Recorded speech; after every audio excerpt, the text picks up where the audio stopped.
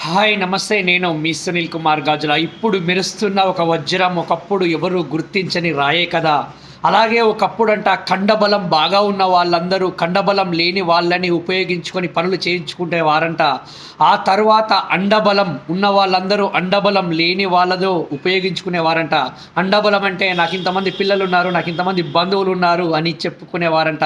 తర్వాత ఆర్థిక బలం, ఆర్థికంగా ఎదిగిన వాళ్ళు ఆర్థికంగా లేని వాళ్ళని ఉపయోగించుకునే వాళ్ళంట. ఆ తర్వాత అధికార బలం, ఆ అధికార బలం ఉన్న వాళ్ళందరూ అధికార బలం లేని వాళ్ళని ఉపయోగించుకొని పనులు చేయించుకునే వాళ్ళంట. కానీ ఒక విషయం గుర్తుపెట్టుకో, కండబలము, అండబలము, ఆర్థిక బలము, అధికార బలము ఉన్నా లేకున్నా బుద్ధి బలం ఉంటే, ఈ రోజులలో బుద్ధి బలం ఉంటే నువ్వు అద్భుతంగా ఎదగలుగుతావు. ఈ బుద్ధినిచ్చేది జ్ఞానము.